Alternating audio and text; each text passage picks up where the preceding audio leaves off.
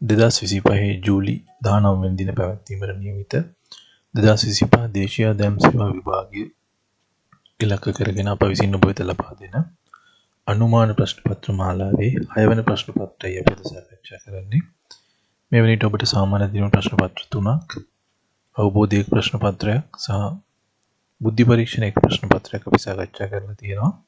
අද අපි සාකච්ඡා කරන්නේ සාමාන්‍ය දැනීම 4 වන අනුමාන ප්‍රශ්න පත්‍රය. මේ ප්‍රශ්න පත්‍රය ගත්තොත් ප්‍රශ්න පත්‍ර ප්‍රශ්න 50කින් සමන්විත වෙනවා.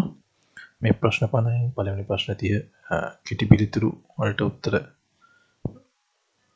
බහුවර්ණ වලට උත්තර සැපීමේ ප්‍රශ්න 30කුත් අනෙක් ප්‍රශ්න 20 කෙටි පිළිතුරු සැපීමේ ප්‍රශ්න 20ක් විදිහට තමයි ප්‍රශ්න සංයුතිය තියෙන්නේ. පළවෙනි ප්‍රශ්නේ තියෙන දේශීය ආදායම් සේවා ස්ථාපනය කළ ලද වර්ෂය. මේක නිවැරදි පිළිතුරු වෙන්නේ 1974. දෙවෙනි ප්‍රශ්නේ ව්‍යාපාර පිටපැටුම්පත් හඳුන්වා දුන්න වර්ෂය කුමක්ද කියන එක. මේකට නිවැරදි පිළිතුර වෙන්නේ 1963. උත්තරේ C. තුන්වෙනි ප්‍රශ්නේ සමාජ වගකීම්බද්ධ එහෙම නැත්නම් SRL එක ඉවත් කිරීම සිද්ධ කරපු වර්ෂය මොකක්ද කියන එක. මේකට නිවැරදි පිළිතුර තමයි 2011. උත්තරේ D. හතරවෙනි ප්‍රශ්නේ කාලීන ප්‍රශ්නයක්. දේශීය ආදායම් දෙපාර්තමේන්තුවේ වර්තමාන කොමසාරිස් ජෙනරාල්වරයා කවුද කියන එක. 2025 මාර්තු මාසයේදී නව කොමසාරිස් ජෙනරාල්වරියක් පත් වුණා. ඒකේ නම තමයි RPH නන්දු මහත්මිය. පස්වෙනි ප්‍රශ්නේ මානව සංවර්ධන දර්ශකය හඳුන්වා දීමට මුල් වෙච්ච අන්තර්ජාතික සංවිධානය මොකක්ද කියන එක. මේකට නිවැරදි පිළිතුර තමයි C. එක්සත් ජාතීන්ගේ සංවර්ධන වැඩසටහන. හයවෙනි ප්‍රශ්නේ 2024 ඔලිම්පික් ක්‍රීඩාවල පැවැත්වෙන්නටද කියන එක.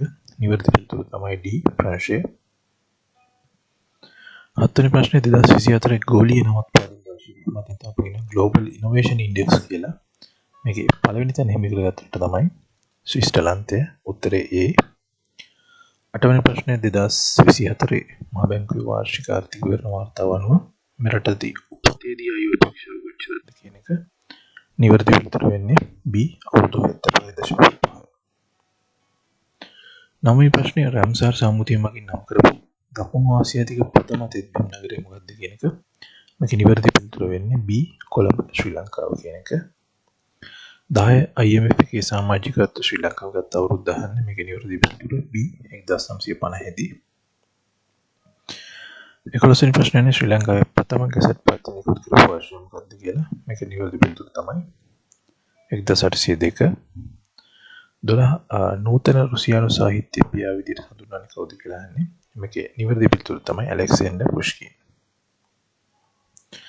13 වෙනි ප්‍රශ්නේ බ්‍රිතාන්‍ය වර්තමාන අග්‍රාමාත්‍යවරයා කවුද කියලා. රිෂි සුනක් අයින් වුණාට පස්සේ වර්තමාන අග්‍රාමාත්‍යවරයා තමයි කියර් ස්ටාමර් කියලා.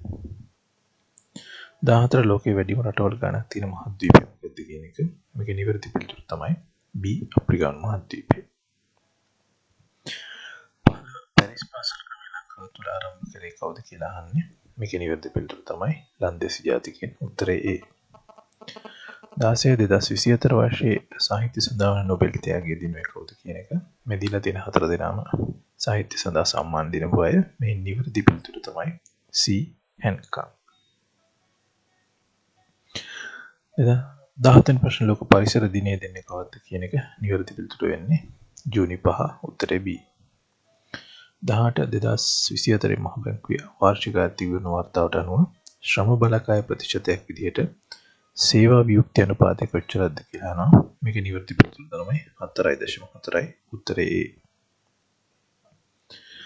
19 ග්ලෝබල් නොලෙජ් ඉන්ඩෙක්ස් එකේ එහෙමත් නැත්නම් ගෝලීය දැනුම් දර්ශකයේ ලංකාවට හිමි ස්ථානය මොකක්ද කියලා අහන්නේ. මේක නිවැරදි පිළිතුර තමයි B. 93 වෙනි ස්ථානය. ශ්‍රී ලංකාවේ විවෘත විශ්වවිද්‍යාල ක්‍රමය ආරම්භ කරපු මූලික වෙච්ච අධ්‍යාපන අමාත්‍යවරයා කවුද කියන අහනවා. මේකේ පිළිතුර තමයි C. නිශාංක විජේරත්න මහත්මයා. 21 විද්‍යාත්මක ක්‍රමය එහෙමත් නැත්නම් සයන්ටිෆික් මෙතඩ් කියන එකේ නිර්මාතෘවරයා කවුද කියලා අහනවා. මේක නිවැරදි පිළිතුර තමයි ෆ්‍රැන්සිස් බේකන්.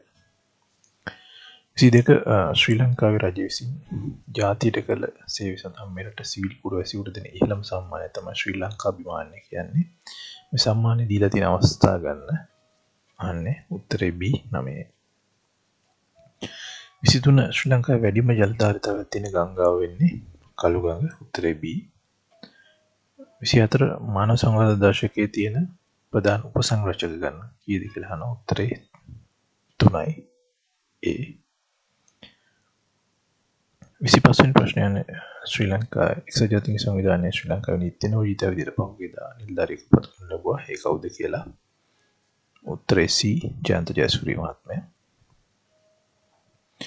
26 ශ්‍රී ලංකා නීතිඥ සංගමේ නව සභාපතිවරයා කවුද කියලා අහන්නේ. මේකේ උත්තරේ D. රජීව අමරසූරිය මහත්මයා. 27 හරබද්ද ඉවත් කිරීම සිද්ධ කරපු වර්ෂය කුමක්ද කියන එක. මේකේ නිවැරදි පිළිතුර A. 2011.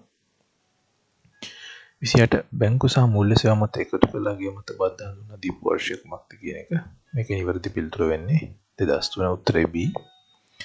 29 ලෝක සෞඛ්‍ය සංවිධානය මත WHO එකේ අධ්‍යක්ෂ ජෙනරාල්වරයා කවුද කියන එක.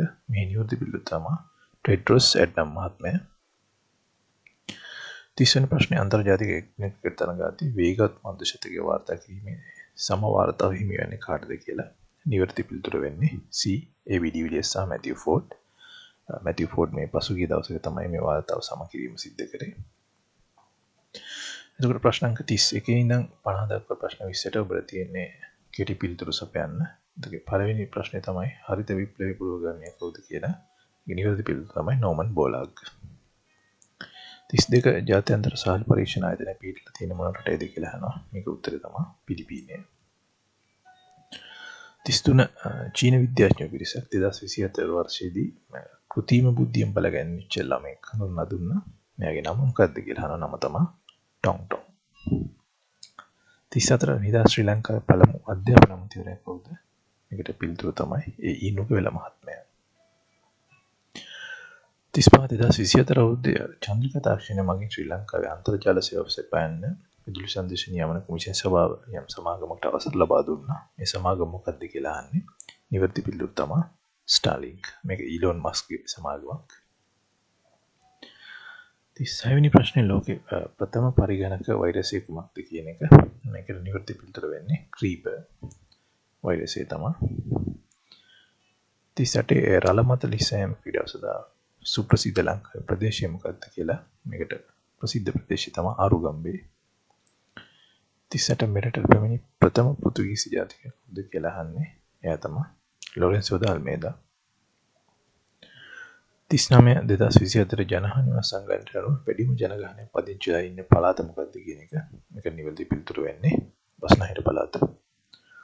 40 වෙනි ප්‍රශ්නේ 2019 වර්ෂයේදී ශ්‍රී ලංකා රත්න සම්මානයේ පිදුම් ලොකු විදේශිකයා කවුද කියලා. 2019 තමයි අවසන් වලට ශ්‍රී ලංකා රත්න සම්මානය ලබා දීලා තියෙන්නේ.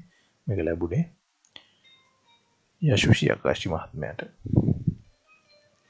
41 ශ්‍රී ලංකා මහ බැංකුවේ 2024 ආර්ථික විවරණ වාර්තාවට අනුව ගෘහ ඒකක ආදායමේ ගිනි සංගුණක කීයද කියලා අහනවා.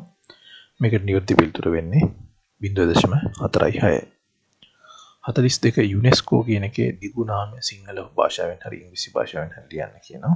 ඒතර මේකේ තේරුම වෙන්නේ එක්සත් ජාතීන්ගේ අධ්‍යාපනික විද්‍යාත්මක හා සංස්කෘතික සංවිධානය මත තව ඉංග්‍රීසියෙන් කිව්ව United Nations Educational Scientific and Cultural Organization. 43 අහන්නේ ශ්‍රී ලංකාවේ පවතින රැම්සාර් තෙත්බීම් සංඛ්‍යාව කොච්චරද කියලා. ශ්‍රී ලංකාවේ තියෙන රැම්සාර් තෙත්බීම් 6ක්. 44 ශ්‍රී ලංකාවේ ප්‍රථම ගෙසට් පත්‍ර නිකුත් කරපු වර්ෂය මේක 1802. 45 ආර්ථික වගාවක් ඉදිරියට තේවගාව මුලින්ම ශ්‍රී ලංකාවට අඳුන්ලා දුන්නේ කවුද කියන එක.